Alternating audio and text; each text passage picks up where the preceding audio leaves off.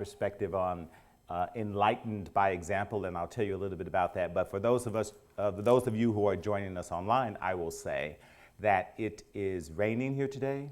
It is blustery and raining a lot. So all these wonderful people who have showed up today had to brave the rain to come here. And so that means I better be really good, right? Or I'll try to be. Actually, the first talk that I did here this year was in January, and it was the snow and ice storm. Did anybody remember that? So I said the next talk that I give is going to be called Storms Happen and We Deal. Because I don't know if they seem to follow me around or not. So the topic today is enlightened by example. And let me explain the term enlightened. Because a lot of people read that term and they think, oh, you think you're an enlightened being? No, I better define that term. No, enlightened in the context of this talk means having the light of understanding shine on your life by looking at the example of the life of others. Does that make sense? Having the light of understanding shine on your life by looking at the example of the others. For many people, Jesus in Christianity is the example. For Buddhists, then Buddha is the example. In Islam, Muhammad is the example. In this case, one man's life seeking to live the truth that spirit is the light, mind is the builder, the body is the result. Some of you have heard that. Those of us who are familiar with the Edgar Cayce material know that. So I'm going to weave that theme in throughout the talk. And I'm going to start with this question, because we are here at the Edgar Cayce A.R.E, Association for Research Enlightenment, here in Virginia Beach. And one of my wonderful friends here, excuse me, is June Bro, Dr. June Bro. And Dr. June Bro actually had a reading with Edgar Cayce. She and her husband actually worked with Edgar Cayce in the final years of his life. And Dr. Bro has a chat, and it's called Chat with June. And if you happen to be here on Tuesday mornings, other than this Tuesday morning, because I'm honored to have her here today with us, she decided to join us here. But I went to a chat with June, and June started, what struck me was she started asking this question: how did you meet the work of Edgar Cayce? That simple question is a question that many of us ask each other when we come to the Association for Research and Enlightenment. And what struck me by June asking this question was, I went into the room and I wanted her to tell me all her stories. I want to hear everything. What was it like getting a reading? What was it like working with Edgar Cayce? What was it like being around the place at that particular time? And June, in her simple brilliance, got us into Edgar Cayce's life through asking us first, how did you meet the work of Edgar Cayce? And as we answered that story, she wove her stories into ours. And by so doing, she said, your relationship with the Edgar Cayce material, in my mind, is just as important as mine, because it's a part of that living legacy. Isn't that awesome? If you think that's awesome, clap twice. I thought that was awesome. I thought that was awesome. And so I will answer this question from my perspective. I met Edgar Cayce here in the early 1990s when a friend of mine brought me down to the Virginia Beach and brought me down to the A.R.E. And this friend had studied a class in college about Edgar Cayce's life. And we went to this place called the Heritage Store. Anybody remember the Heritage Store? Those who, many years ago. And the Heritage Store is sort of a new age store down here too. And they have moved in 3 different locations over the years. So I was in one of the first locations. And how I was introduced to Edgar Cayce was I walked into that store and there was a picture of Edgar Cayce's display, and there was something called IPSAB. And then there was a picture of this guy. And then it said psychic. And I thought, what? And then the store announcement says this: ladies and gentlemen, we will be closing shortly for a meditation. If you would like to stay in the store during our brief meditation, you are welcome to. If not, you can leave and we will lock the doors. And then we will return. I was like, what? Okay. Now, at this time, I was studying the law, so I was in a very legal head. And so that was a little woo-woo for me, honestly. And so, but I said, okay, I'll explore this. So in the course of locking the door, the meditation started. It was Kataro, if you know the music of Kataro. And I closed my eyes, and this beautiful colors started just swirling inside my head. And I thought, oh my God, what is going on here? What is this meditation? Meditation's over, thank you very much, we were closed. And so my friend and I looked at him and said, did you have a little thing during the meditation? Because it surprised me, I wasn't expecting that. You walk into the unexpected. And he said, yeah. And he said, well, Edgar Cayce was the most renowned psychic. And I said, I've never heard of Edgar Cayce. Tell me a little bit about him. He said, well, he's from Kentucky. I was like, pause, hold, stop. I'm from Kentucky. How have I never heard of Edgar Cayce? He said, well, and he went on to tell me the stories of, and I thought, okay, I've got to find out about this guy, right? So what do? I buy his book. There is a river, and I've been returning to the river ever since, because in that river, I got hooked on the story of how this person who grew up, now a lot of times it's because we get connected to people because they're similar to us in some way. So he grew up in Kentucky, I grew up in Kentucky, so I thought, okay, well that's an interesting connection. What else is an interesting connection through weaving through his story, right? So most people have a How I Met Edgar Cayce's Work story. That's the introduction of mine. And a part of the story, so what I'd like to do, let me give this context. This talk is not going to be a chronology of Edgar Cayce's life. You know why? Because you can find that in those wonderful books. Now, if we look over there at those books, I'm going to talk a little bit about those. I should introduce you to them for those of you who haven't seen them. Those of you who have, there are Edgar Cayce's biographies that are written by many different people. The first one that was written was There is a River by Thomas Segru. And then we have the succeeding biography, Edgar Cayce, The Sleeping Prophet by Jess Stern, Edgar Cayce, American Prophet, Sidney Kirkpatrick, The Lost Memoirs of Edgar Cayce, which I think are out of print now. And that just pulled me in. I'll share how that happened for me. And then we have The Seer Out of Season, which was written by Harmon Bro, which I have an autographed copy given to me as a gift from June Bro. I have read all of the books, so I'm hooked. And it's true. Why did I get hooked? And the one that hooked me the most was The Lost Memoirs of Edgar Cayce. The Lost Memoirs of Edgar Cayce are based on Edgar Cayce's journals and the journals of his father. And Edgar Cayce started recording, trying to understand the context of his life. Many people know that they had a hospital on the hill and that the hospital closed. Well, after the hospital closed, Edgar Cayce felt like a failure. He had worked really hard to and with a group of people to open the hospital and to open the university. And at the end of it, he felt like a failure. But Edgar Cayce was a reflective soul. And he started writing because he wanted to understand, what did I do wrong? What was my contribution? And that has been something that he did throughout his whole entire life. And so in The Lost Memoirs of Edgar Cayce, the reason I have that, what's a sensitive child to do? Because spirit is the life. Edgar Cayce was born as a spirit into this life. And his first memory in The Lost Memoir lets us know that's true for him, because that's his truth. And his first memory,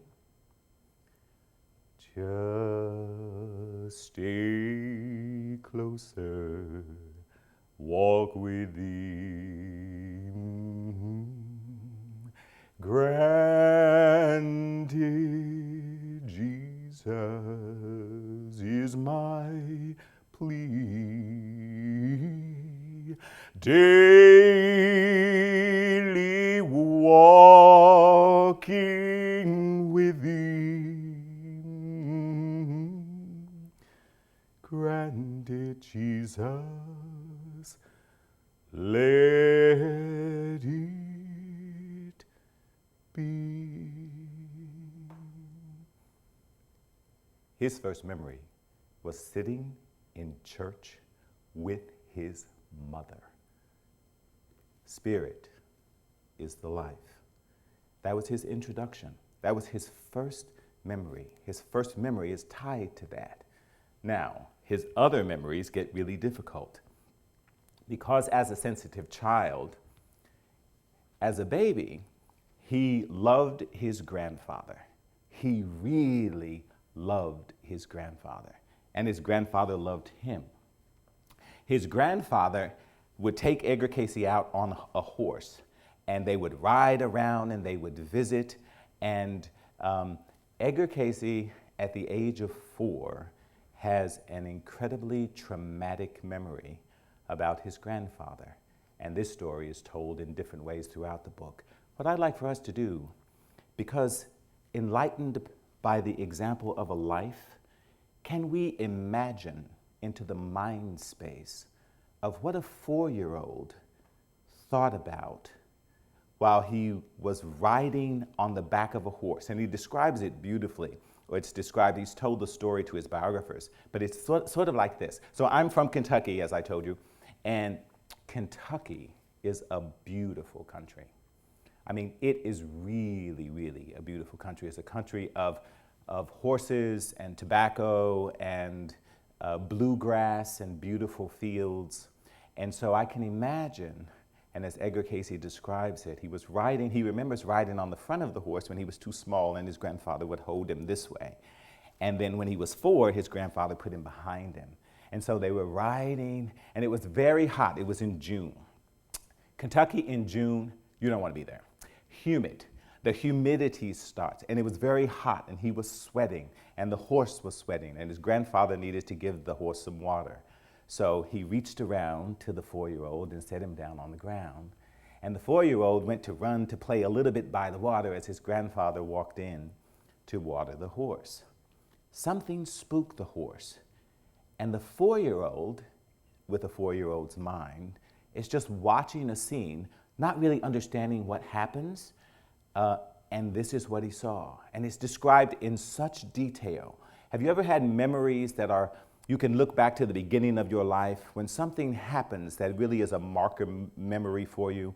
Well, this was a marker memory for him because he told this story very vividly, even late into his life. And what he watched was the horse got spooked and started running, and then it swam across the pond. And the horse swam, and his grandfather was holding on, and the horse went all the way across, and somehow his grandfather was holding on as he climbed up on the other bank. It ran up to a barn, tried to jump over the fence, couldn't get over the fence, turned around and ran back into the pond. And then as the horse ran back into the pond, his grandfather it stopped short and flipped off, and the horse reared its legs up and stomped on his grandfather's chest. And his grandfather's head was underwater. This is a 4-year-old who is seeing this. And so he watches that, and then he calls to his grandfather, Papa, Papa, and then he runs to get help. And of course, he's 4 years old, and he has to run far, and the help comes late. And that's one of his early life memories, is the loss of someone that you love. How does that inform the search for what happens after you witness that? Well, the wonderful thing that happened was the Cayce family descended, and they were going to, bury their grandfather, but 4-year-old Edgar Cayce was not going to go with them because adults say, well, a 4-year-old, you can't really, they don't know a spiritual 4-year-old can do a whole lot of things, But they said, so this 4-year-old was not going to go with him. So Edgar was staying with Patsy Cayce. Now, Patsy Cayce was a black woman who worked on the Cayce farm.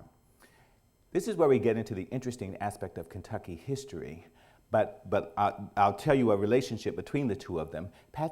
Edgar said, Patsy, is my grandfather dead? Am I going to see him again? And Patsy Cayce said, why, sure you will. You got the second sight, ain't you? And that kind of calmed his soul a little bit, because at 4 years old, the people working around the farm would know about second sight. Edgar Cayce's grandfather was what was known as a water witch. Anybody know what that means? If you know what water witch means, clap twice. Okay, we have one clap. No. So because of that, I'll tell you. You know, when you work in a farming community, one of the things that you need to do is you've got to find a well. You've got to find water. Water is the blood. Water is the life. There is a river, and it needs to flow. Without the water, nothing goes. So Edgar's grandfather would walk around with the switch, and he found the well for just about everybody in the county. And it's called a dowser. That's the one word for it. It's also called a water witch. So guess what happens if you're a water witch? If you can find water in the mystery and wonder of a place like Kentucky, you must have other powers too. And there were stories that his grandfather could make tables move. Edgar Cayce tells the story about that. Now, whether he could actually make them move or whether he was doing, Kentucky is also a place of tall tales, tall tobacco, and bourbon. And so he may in fact have had the ability to make things move without, or he may have just been playing around a little bit. But whatever he did, he imparted some wisdom to Edgar Cayce. He said, I don't know what this power is, but whatever it is, don't play with it. And Edgar Cayce heard that wisdom because as a spiritual child, there were things that he could do that he didn't talk about. He tells this wonderful story of being 9 years old and walking, after his grandfather passed away, Edgar Cayce actually could see him in the barn and he would go to the barn and he could play, and he would say, I could see little children playing around the barn. Now, we can say, well, did he actually see little children playing around, or did he have an active imagination? Well, a lot of people accused him of having an active imagination.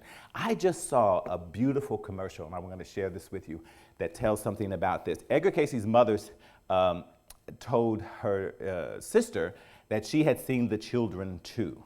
So one day when Edgar Cayce and his aunt, who was called Aunt Lou came over, and Edgar was about 9, and she said, hey, Edgar, come out, let's go get some mustard greens I saw some, let's go. And so Edgar Cayce, sure, I'm going to go with you, and we're going to get some mustard greens. And so as they were crossing, he's telling her stories about the barn. Oh, you know what? I see grandfather in the barn, and I see them prizing tobacco in the barn, and she's looking at him. What? Oh, no, your grandfather's been dead for 6 years. You're not seeing him in the barn? Oh, yeah, I know, I see him. And they haven't prized tobacco there in a long time. You need to stop making up stuff.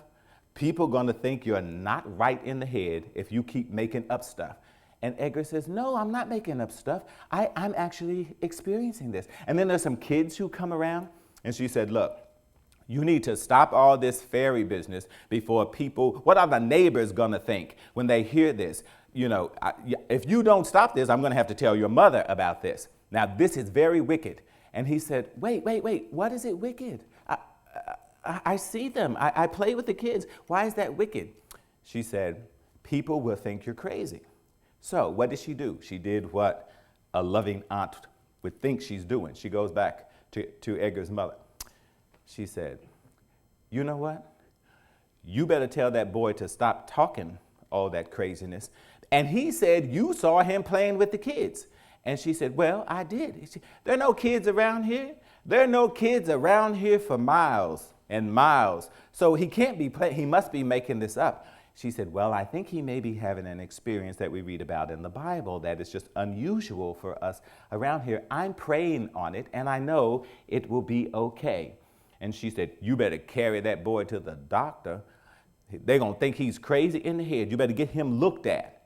And so Edgar's mother said, no, I'm praying for him, and this will be all right. You think this is of God, she said? You think this is of God? No church is going to have the boy. And then she moved across state.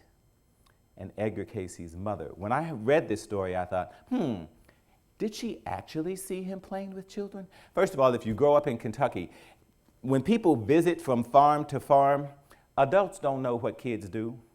Let me just tell you, if there was a visitation at the farm 2 miles away and you were traveling through the fields, it's actually literally possible that at some times Edgar Cayce was literally playing with real children. Adults just may not have known that.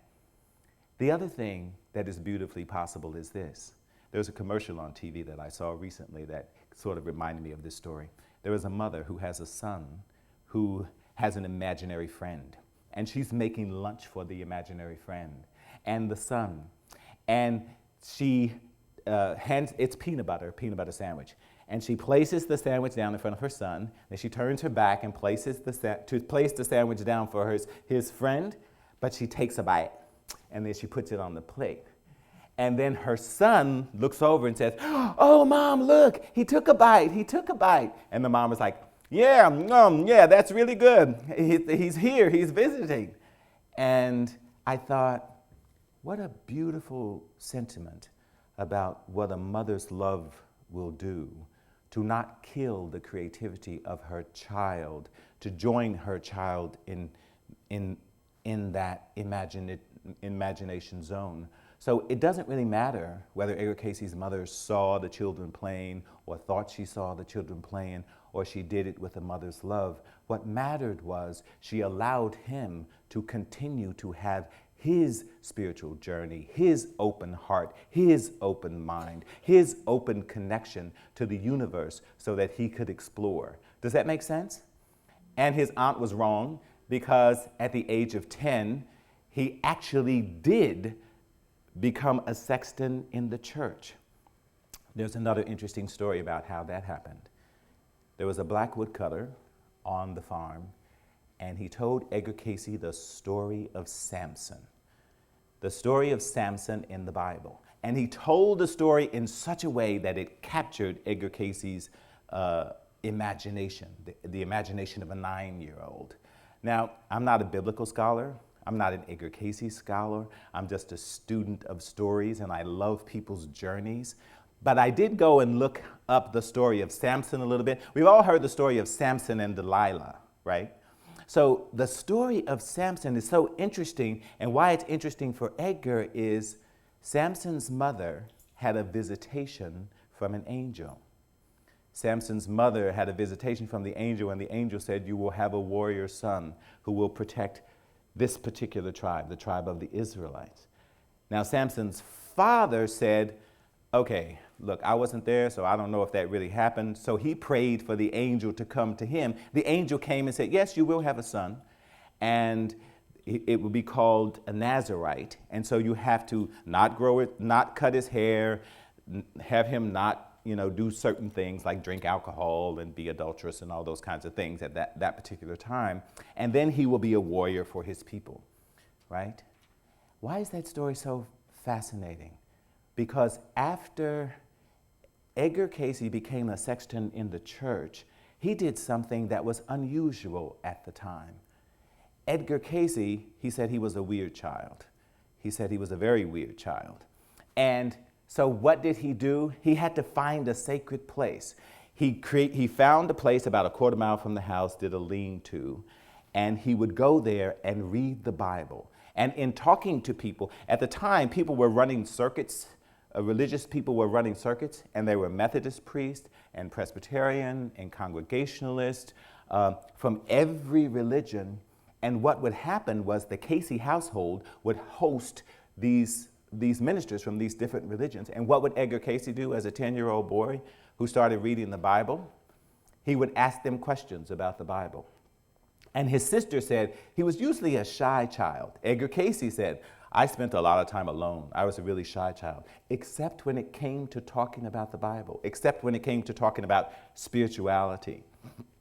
He had an open mind and an open heart and wanted to understand other people's spiritual traditions, which was a little bit unusual at that particular time. He was called peculiar. Now let me ask you a question as we're entering the mind space. He was a sensitive child. Were you a sensitive child too? If you were a sensitive child too, or other people said you were a sensitive child, clap twice for me. Yeah, because all children are sensitive. All children are sensitive to the spiritual side until life kind of creeps in and starts winding it and molding it and sometimes shutting it down. What was enlightening about Edgar Cayce's journey to me was he had to find a sacred place, and he found it where? In nature. He went out to the most amazing church, spiritual site you could ever find out in a field. And what would he do? He would sit there and read the Bible. And because he was listening to all these biblical scholars talk, he thought, well, one of the things that they kept saying that got his attention was, well, from all the times that I have read the Bible, I think that this section of the Bible means this. And someone else would say, well, from the many times that I've read that section. And Edgar said he got the notion from one of them that he needed to read the Bible many times. And so he decided, I'm going to read the Bible for every year of my life. So he started reading and carrying the Bible wherever he went. By the age of 12, he had read the Bible 12 times. By the age of 13, he was ready to start at the beginning, and he could take his time to read the. Isn't that amazing? Yeah, it is to me. It's amazing to me too. But it also explains something. It was a commitment to spirit for a 10, 11-year-old soul that is just not usual for many people. You know? And because it was not, he had some other interesting experiences. His colleagues called, what do you imagine kids might call a sensitive kid who's walking around reading the Bible all the time? Weird. What else might they call the kid who's reading the Bible all the time? Religious. Nerd. Strange. Odd. Peculiar. One of the words of the time was queer. And it doesn't mean what it means today. It means super odd. Yeah. Other people would say the person needs to be put in an institution because they're a little bit off kilter in the brain. That was the environment that the young man grew up in. And because of that, now let's put another thing in the context here. So teen life. So he's now getting into his teen life, and as a teen boy, he is being odd and weird. Now, guess what teen boys do not want to be perceived as? Odd and strange and weird. He just wants to be normal, right? He just wants to be normal. He was also considered a little dull in school. At least they told him he was dull in school. And he took that into his soul, and he believed that. Now, for me, from my perspective, look, if you read the Bible 12 times by the time you're 12 years old and turning on number 13, I don't know if I would call that dull. I might call it interesting, but I'm not dull is the right answer for that, right? But because he was considered dull, he would work with his father, and his father used to teach at the school, and then their uncles were teaching at the school because it's a small schoolhouse. And so one night, at around the age of 12, 13, he had worked on his lesson, but he was engulfed in the spirit of having read the Bible so many times. And he was out at his lean-to, and he went back to study with his father. His father called him in, and in the Lost Memoirs, he said, "My father rudely interrupted me," which says where his heart was, where his soul was. And then he said, "I went back to study my lesson, but it occurred to me that what we were studying wasn't that important." At that place, in his soul place, what he was studying was spelling words, and he just didn't think, is this the most important thing that we have with all this spiritual stories going on and the life of this active life of Christ? This was in the imagination of a teen who's also hit with hormones. And so you have hormones, imagination, and expectations colliding, right? So he's still sort of euphoric. He does his work, and then he goes to sleep. Now, this story is told differently in some of the biographies, but I take the Lost Memoir as my lead on this. And he says, in that euphoria that he carried back, there was a light that came at the end of his bed. And then there was a presence. And he thought, whoa, is that Mom? So he got up and he went, Mom, did you call me? No. He went back. And the presence came back again. And this time the presence, very much like the angel in Samson, spoke and said, your prayers have been answered. You can be of service. Because Edgar Cayce had prayed to be of service. Your prayers have been answered.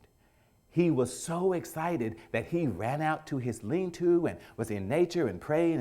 And then he came back in to go to school and to have breakfast. And his mother looked at him and said, Edgar, are you all right? He said, yeah, I'm fine, but I can't talk to you right now. And he had to go to school. And so the whole day, caught in this spiritual space, his uncle said, spell the word cabin for me. And he was like, oh, it's amazing. The love of the universe, the love of God. God is in every piece of grass. God is in the sun. God is in the... His brain is thinking these things. And the word comes in, spell the word cabin. No, but God is in all these things. Spell the word cabin.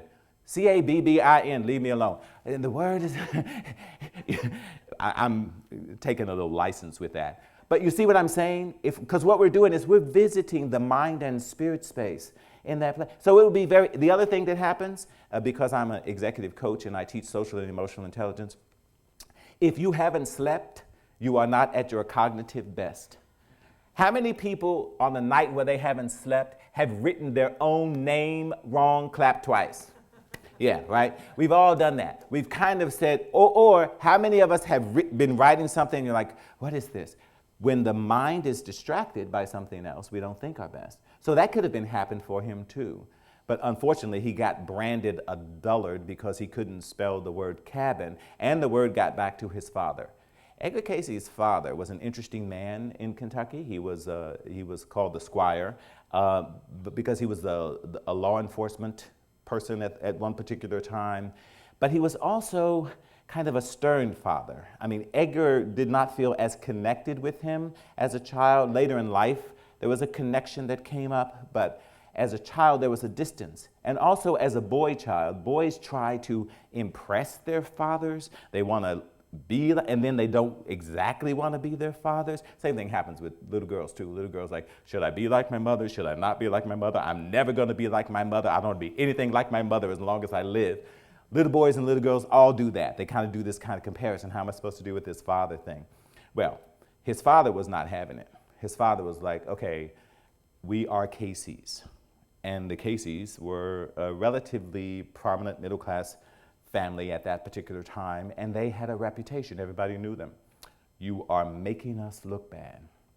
Now, Edgar Cayce tells the story that, first of all, his uncle made him write cabin 500 times before he got home, and then they told his father. And then his father said, you're going to sit here, and they started on the lesson at like 7 o'clock, and he was asking him to spell the words, and every time he misspelled it, at least according to Edgar's version, his father would kind of whack him and knock him out of the chair.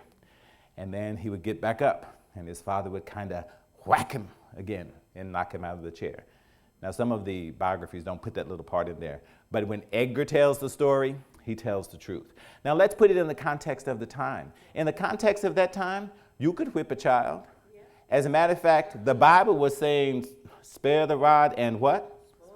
Spoil the child. That was the best wisdom at the time. Sometimes the best wisdom is not the only wisdom, and it's not even wisdom. It's just the best that people say. But you can see why he was repeating those behaviors. And after being knocked out, and some of the researchers said, well, maybe that adjusted Edgar's spine a little bit. Maybe that was the reason. Maybe it jogged his chakras loose or something. And because later in the evening, about 11 o'clock, Edgar's like, look, just let me sleep for about 5 minutes and I will know the lesson. And he prayed. And he slept on the book for about 5 minutes. He came back and his father gave him the lesson, and he knew every word in the book. He knew every word in the book. He turned to other pages. He knew where it was located on the page. He told him the picture it was on the page. And so what did his father do? Whack. Because what were you doing? You spent all this time wasting my time. But actually, in the mystery and wonder of it all, Edgar was shocked about it too. Edgar Cayce loved to read, actually, and that ability was as surprising to him as it was to anybody else. And when he took that ability back to school, what happened? His father said, "My son is a genius." Edgar said, "Oh, I'm so ashamed about this thing that I can do because everybody's calling me a freak. Now they're going to think I'm more of a freak than I was before." Most of us would think, "Please let me sleep on a book and know everything in it." I would love to have that as a gift. Most of us would see it that way. But if you're a little child who's been called a freak and queer and strange since you were 6 years old, and something else happens that other people might think is a good thing, for you it's not. It's not. It's the truth of the journey of how are we to live spirit as the life, mind as the builder, when we're trying to fit into society, the challenge between fitting in and living that spiritual ideal. Does that make sense? Being yourself. How do you learn to be yourself and all of yourself when most of yourself is from a spiritual perspective and most other people's perspective is different than yours? You know, it's not, and so you're considered strange, freak, curious. Yeah, introvert. I'm an energetic introvert. I love you saying that phrase, so let me just clear that up. Introvert is an energetic thing. Like some people use say the term introversion as a disease. They were like, "Oh, well, you're introverted. You're kind of cognitively impaired." No, I don't know. You don't think that. And the research doesn't say that either. The introvert is a processing style. There are people who go inside to process, and then after they come to their conclusions, they're doing a lot of work inside. They're not talking. And then they share their conclusions. Extroverts tend to talk and think as they talk, so they're talking on their thoughts. Introverts think before they talk. It's a style difference, it's a communication difference, it's a process difference. It's not an illness. But people do define that because Edgar Cayce was quiet. He was considered an introvert. And after having his reaction of his aunt, how would you share? "Oh yeah, I was actually talking to my grandfather in the," who are you going to tell that to? After having that reaction, your mother should carry you off to the doctor. But what Edgar did was he had a great relationship with his mother. Remember, first thing was in church, right? His mother said, "You are a child of God. I think this is a gift from God, and your journey is to figure out how to share this gift. You have a gift." Still, some family members said, "He's crazy." And so it's a tension that happens in a young man's life, right? And let's go back here. So this is the school and the books. And so as a teen, what does he try to do? He wants to be normal. What's a normal boy do? Chase girls and play sports. So Edgar Cayce tried to do what a normal boy do. I'm going to chase girls and play sports.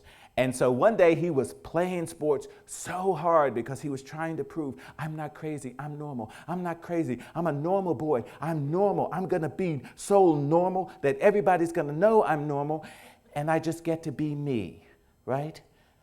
See, we're joining a mind space now, because putting this in context of how hard must that have been to struggle to get to the place where you could live authentically you. But he was struggling. And that's what his story shine a light on for me, because I remember that little phase. Do you remember that teenage phase where all you wanted to be was normal? Most of us probably do. And then some of us realized, I didn't ever want to be normal. If I looked around and I saw normal, I didn't ever want to be normal. But to some extent, we want to fit in. That's exactly right. We want to fit in. So as he was trying to fit in one day and he was running real hard and somebody threw a ball and it hit him at the end of his spine. And boom, his consciousness left. But he did some really strange things that he had no memory of. but everybody else has memory of them. And some of the strange things were, so he was walking around and he was going downtown, and this was the horse and buggy period. So there was buggies and horses coming down, and he would run outside and he would put his hands up in front of a team of horses. Now, most people would tell you, you do not want to put your hands up in front of a team of horses, particularly that are running down the street. You can spook the horses and they can stomp you. And you would think there was a memory of his childhood. So whatever happened, he was doing that. His sister was taking him home. People saw that. What did they think about that act? He was nuts. You're nuts. And then he gets home, and then what happens? Well, he goes home, and then he starts looking in the kitchen, and he's planting some things. He starts planting coffee, roasted coffee beans, to grow coffee in the backyard. So family members are like, okay, what's going on with Edgar? Well, he got hit in the head, and so he started doing all these other odd things, and then he fell out. And then they were worried about him, and then he began to speak from this unconscious state. Again, he has no memory of this. To me, in my mind, this is where the first reading sort of happened, possibly, or the awakening of the reading, because he started to speak. Put these herbs in this poultice and put this on the back of my neck so that I will not suffer continual, and put these herbs in it. And say, what is that boy babbling about? Because when you would do that, people would say, he's babbling. You got hurt, so you're going to babble. But let's listen. Wait, what he's saying is making sense. And so he's listening. His mother said, well, that's not going to hurt him. It's like, well, what do you think we should do? She said, well, let's put together the poultice and put it on the back of his neck, and let's just see what happens. It's not going to hurt him. So he put the poultice on the back of his neck, and then he fell asleep. Now, by that time, the word had gotten around that something had happened to Edgar. And so the next morning when he woke up, family members were sitting around the bed and looking at him, kind of sitting vigil. He woke up and looked, what happened? What, did I get hit by something? What happened? And they were like, oh, nothing. He said, how you feel? I feel fine. I feel fine. And they're like, okay, good. And they just kind of scattered. And there was a fair in town that night, and his father took him to the fair, and they just moved on as life was normal. But it went on for them, but not for him, because now, what was he? He was really odd. He was really odd, and he didn't want to be really odd, plus he had a wonderful crush on the woman that he thought he was going to marry, the daughter of a doctor in town.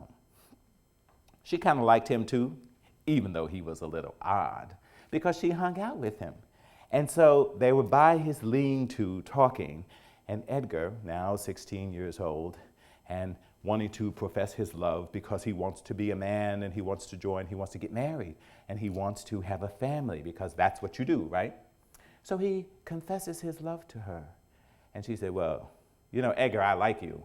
You're cool. But my dad says you're crazy.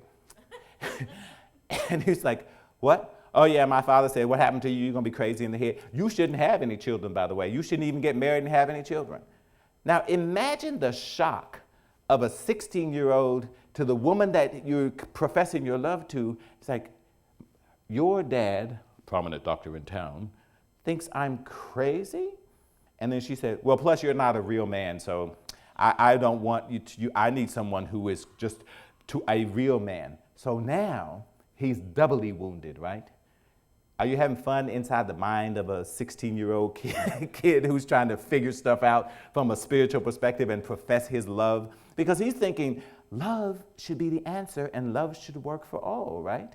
Well, so he decides to do something, which was a brave to me for a 16-year-old to do. I'm going to go talk to her father.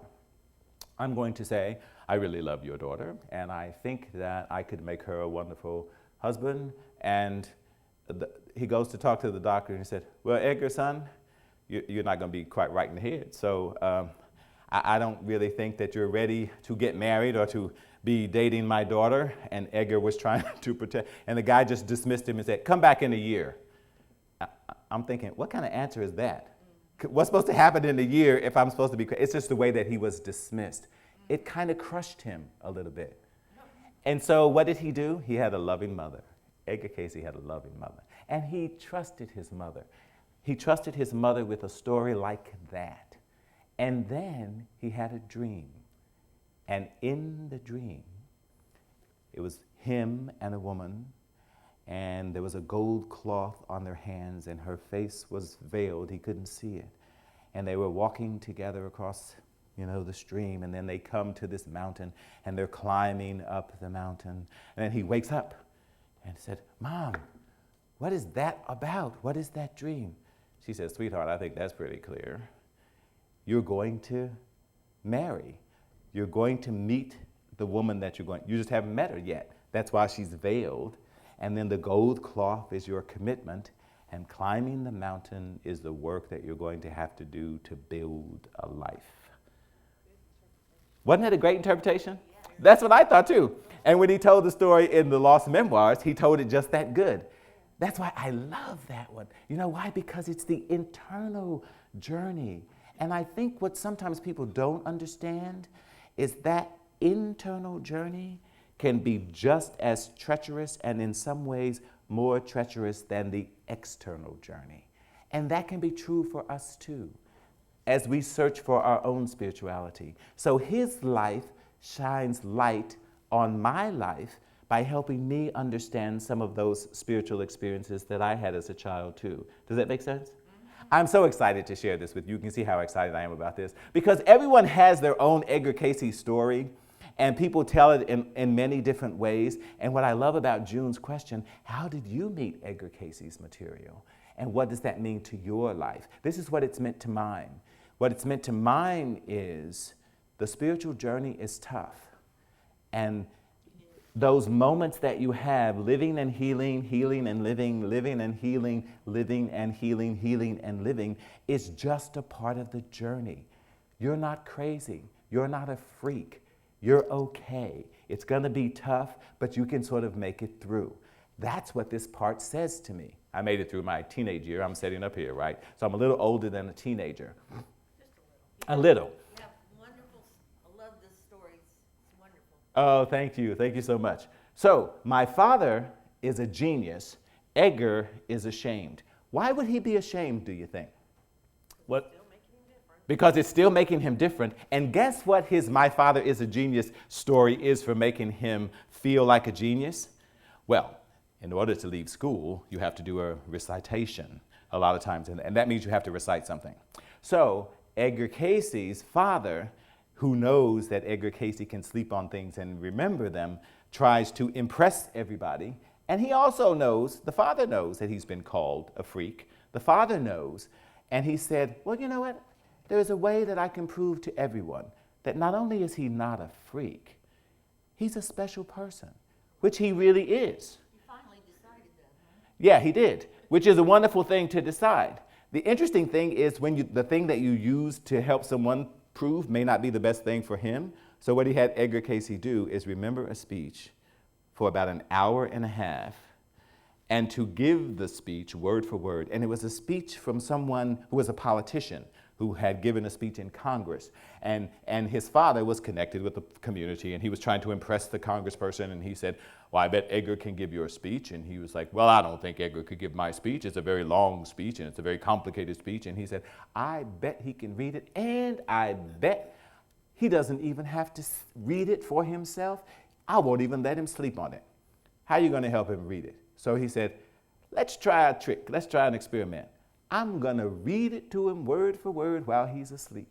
And then he'll give it to you word for word on the night of the recitation. So this is his father's dream, right? And so he reads it the first night, and his father has a little question because, maybe I better read it again the second night. Well, I better hedge my bets and read it again on the third night, right? And on the night of the recitation, Edgar Cayce delivered it word for word perfect after just hearing it in his sleep. His father was very proud. The political person was very proud. Everybody else nearly died. They were like, oh my God, finally, Edgar, we know you're smart, get us off the table. Because they're teenagers, they just want to go. And so now, not only does he not feel like a genius, guess what he feels like? Even more strange, even more of a freak. Does that make sense?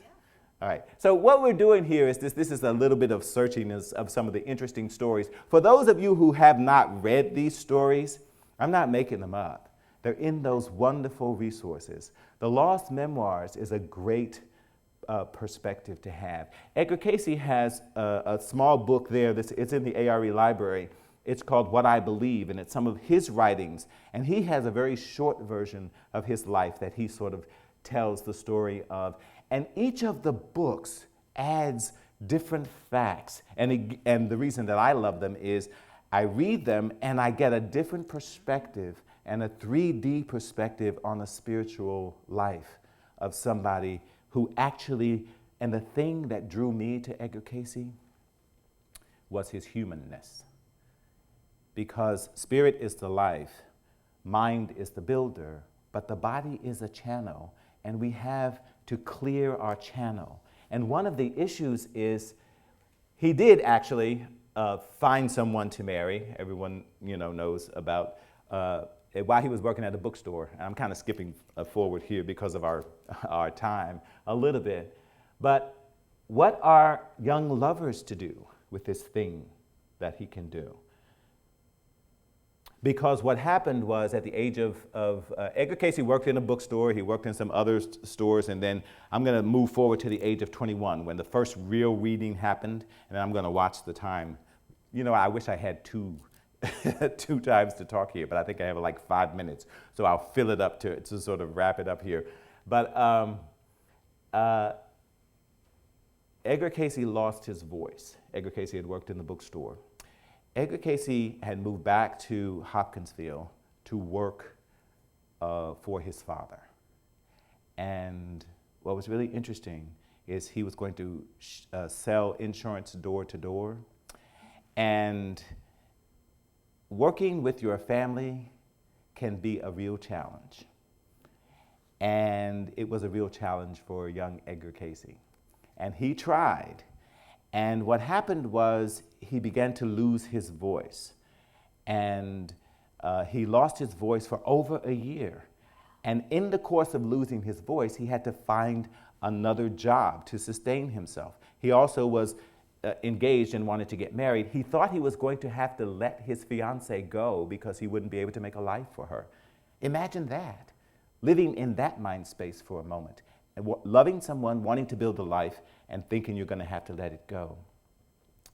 And then these hypnotists came through town, and some people know this story. Well, he got hypnotized, and eventually one of the hypnotists spoke to him, and he diagnosed his own condition. And after diagnosing his own condition, and this was a hypnotist who was in Hopkinsville, Al Lane, he was an osteopath, but he was practicing with hypnosis. And he worked with Edgar Cayce, and Edgar Cayce was like, whew, I got my voice back. Great, let me move on with my life. Al Lane was like, wait a minute, wait. If you can do that for you, can't you do that for other people too? He said, let's do an experiment. And Edgar was like, okay, I am so over this. I just want to get on with my life. Do you realize? And so he said, we'll think about the experiments. Well, what happened was he started to lose his voice again. And Al Lane was the only person he knew who could actually help restore his voice. And he feared for the longest time that he would lose his voice and it would be gone. So now you're tied to someone and they ask you to do an experiment. What do? What do you say? Do the experiment. Hey, yeah, we'll do some experiments. Yes, I'll help you out here. And that started Edgar Cayce's journey of working with Al Lane and started diagnosing the cases. Now, the other issue, and we have 3 minutes here, but the other mind space that I want us to join for just a moment is imagine that the thing that people value about you the most is something that you never hear, that you have to trust that they are being honest with you because you're unconscious. Imagine that you had to go away and trust people not to hurt you, not to abuse you, and to be honest with you about what they were doing. Could you live that way? Imagine what it would feel like for your own sense of identity. That might make you feel like more of a freak. And it may question, why are people around me? Are they around me only to use me? Who can I trust? Who loves me? Who will be there for me? We'll stop there. And now, there's many more stories we could have there. But I just want to, again, thank you very much. And just to also reiterate these resources and the A.R.E. If you, those of you who are watching us online, please, if you get a chance to come here to the A.R.E., the Association for Research and Enlightenment, and as a member for the A.R.E., you can get an online membership. You can read the actual readings. And so at the end here, they may cut us off here. We may go a little longer here. So if you get cut off, people, thank you for joining us here. Because